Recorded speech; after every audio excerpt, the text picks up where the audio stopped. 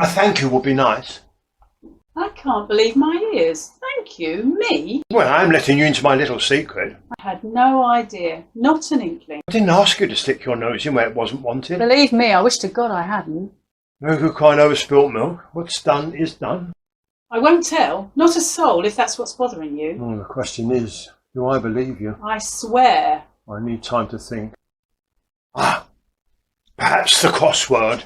What? You've got to be joking. Oh, I can't bear cryptic clues. Look, I'm your wife, damn it. If you can't trust me, who can you I'm not complaining. I mean, the newsagent didn't have my usual. I've had to make do with the telegraph. This is not the time for a sodding crossword, Neville. Well, I beg to differ. I find it relaxing.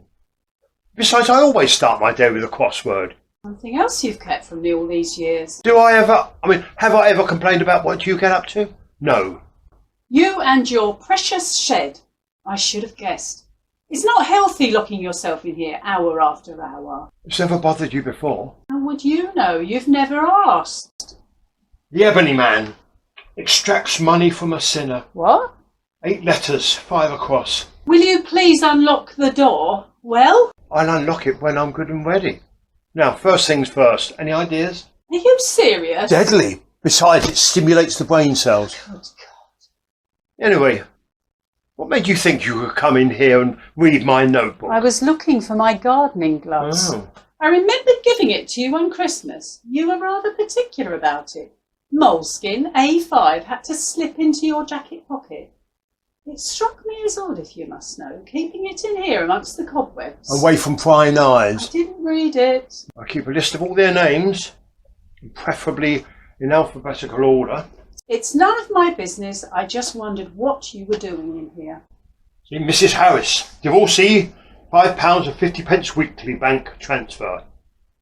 She lives by herself, although she's never short of company. I'd rather not know if it's all the same to you. Too late now, my dear. You've made your bed. Go ahead then, if it makes you feel better. Mr. Kemp, churchgoer, £10, envelope under the bird bath in the Arboretum, last Friday of the month. Mr. Kemp? How do you know Brian? What's he doing paying you money? It is that, Mr. Kemp. One and the same.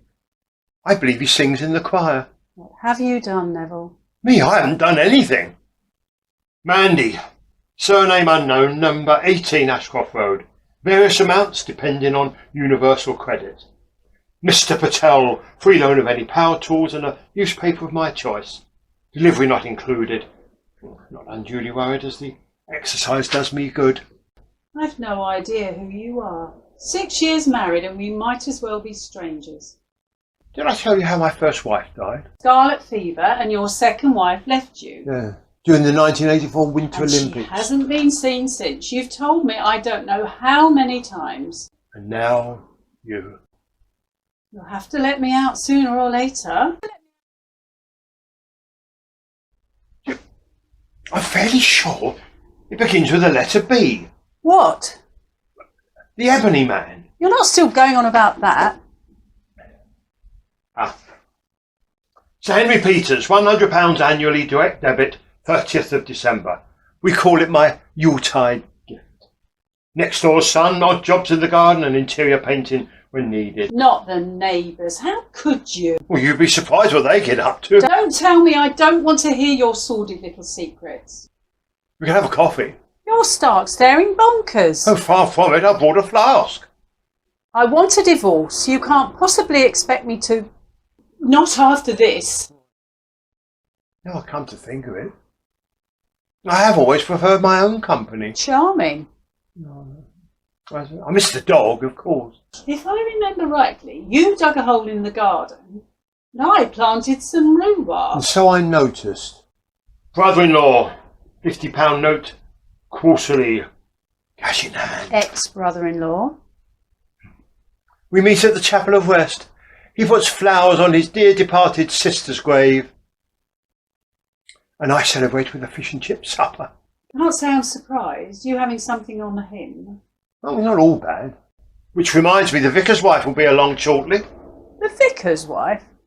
Oh, she brings over a little lunch most days. Oh, does she indeed? And I wonder why she would do that. Dangerous things, binoculars, in the wrong hands. And the vicarage backs onto our garden. Very convenient. I think it must be black, something or other. Pardon? The ebony man. Ebony meaning black. Of course! Any more on your list? Julian Stafford Shave, headmaster of St Cuthbert's School for Aspiring Young Ladies. Oh, left under a cloud, no longer a source of income. Address unknown. Ah, but Councillor Henry Hawkes, oh yes, kindly overruled next door's planning application and assures me of a reduction in our tax banding next year. What foxes me, Neville, is how you meet these... Car parks after dark. That's how I bumped into Sandra. Husband, 2 kids, works as a shelf stacker at Asda. Pops in with a frozen meal on the way home, regular as clockwork. Well, last night's offering was a steak and ale pie, if you recall, followed by bread and butter pudding. Very nice it was too. And she has a friend called Kevin, who works in cold meats. Does she now? And I spotted a young lad shoplifted at the Patels last week. Followed him home. Wash house. Oh, devil. Needs a clip round the ear if you ask me, or worse. I'll turn over a few stones. See what turns up. Perhaps you could squeeze a bit more out of Mr. Kemp. Maybe, but he suffers from a short temper. Really? I had no idea. Prone to foul language too. Must be nice to get this all off your chest. I hadn't really thought about it until now. Bottling it all up like that. I suppose so. I mean, my kind of work is not without its risk of violence apart from anything else. Once I spent the whole night in accident and emergency. A disgruntled client, no doubt. One of the headmaster's young ladies. A disagreement over terms and conditions. Ungrateful little tart. It's not as though you're preying on the vulnerable. It's her own fault. What did she expect? She can't blame you, Neville. You were doing her a favour. Anybody else? A simple business transaction, that's all it is. And you keeping their secrets safe after all. But perhaps it's time I packed it all in. Can't, not now. Pull yourself together, Neville. Act like a man for once. We're in this together, whether you like it or not. Or for better or worse. I've got it! What? That cryptic clue. It's blackmail. The ebony man extracts money from a sinner. It is!